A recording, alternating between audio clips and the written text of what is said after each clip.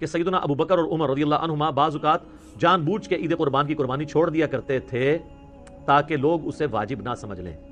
تو عید قربان کی قربانی سنت ہے، واجب نہیں. اہل تشیع کے ہاں بھی یہ سنت ہے، واجب نہیں ہے. رہا احادیث میں سے یہ ایک حدیث ہے، اس حدیث کے اوپر بھی ہر صحت پہ اختلاف ہے، بہرحال آلموسٹ حسن درجے کی تو یہ مانی جاتی ہے روایت. تو وہ ہے نبی الاسلام نے ترغیب دلانے کے لیے، جیسے کئی ایک موقعوں پہ آپ علیہ السلام کا جس طرح فرمان ہے کہ یہود و نصارہ کی مخالفت کرو، داڑھیوں کو رنگو، یہ ترغیب دلانے کے لیے. ورنہ تو اس حدیث کو روایت کرنے والے جابر بن عبداللہ اور ان سے بھی بڑھ کے مولا علی علیہ السلام نے داڑھی نہیں رنگی، سفید ہی رکھی ہے. جواز کی حد تک یہ مطلب جائز ہے. تو یہ واجبیت کے درجے میں نہیں ہے، سنت کے درجے میں ہے.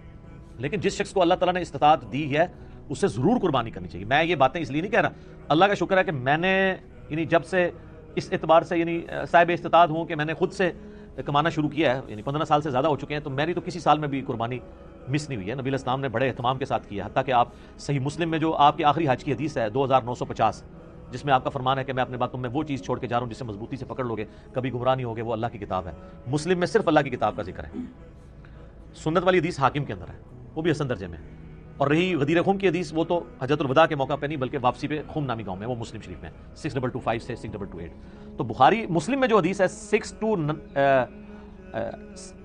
2950 2950 جابر بن عبداللہ سے، وہ بڑی رکت انگیز حدیث ہے.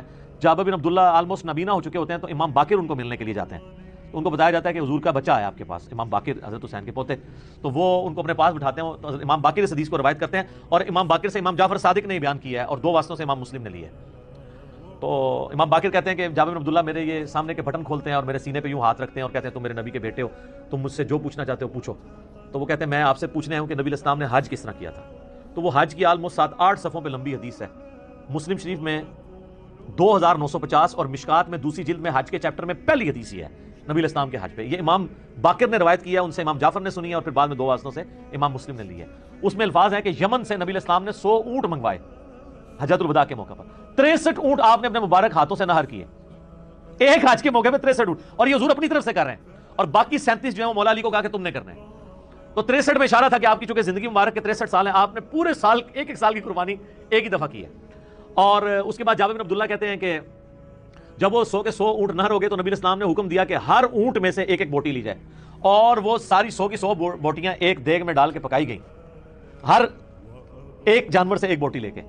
اور پھر جابر بن عبداللہ کہتے ہیں کہ مولا علی نے اور نبی الاسلام نے ایک دسترخوان پہ بیٹھ کے تناول فرمایا. ٹھیک ہے جی. تو وہ پوری کی پوری حدیث جو ہے نا بڑی رکت انگیز ہے پڑھنے والی، نبی الاسلام کے آخری حج کا بیان، حجۃ الوداع. تو اس سے بھی یہ یعنی بات پتہ چلی کہ نبی الاسلام نے اس سنت کا بڑا اہتمام کیا ہے. لہٰذا اس چکروں میں تو پڑھنا ہی نہیں چاہیے کہ جناب واجب ہے یا سنت ہے. بھائی سنت ہے کریں گے. البتہ یہ ٹیکنیکل بحثیں اس لیے کی جاتی ہیں جب حنفیوں کی طرف سے زیادہ ایمفسائز کیا جاتا ہے اس مسئلے کے اوپر، اور بلکہ وہ تو ایک اور سٹیپ آگے چلے جاتے ہیں. وہ کہتے ہیں گھر میں جتنے لوگ الگ سے بھی صاحب استطاعت ہیں، کسی کی بیوی کے پاس سونا ہے تو وہ علیحدہ سے اپنی قربانی کرے گی، فلاں کرے گی، اور وہ بہت آگے چلے جاتے ہیں. اس لیے پھر یہ بحثیں جو ہے نا وہ سٹارٹ ہو جاتی ہیں. تو یہ سنت ہی ہے، واجب نہیں ہے، لیکن سنت مؤکدہ ہے، سنت دائمہ، متواتر اور مسلسل بھی ہے. ٹھیک ہو گیا. جزاک اللہ.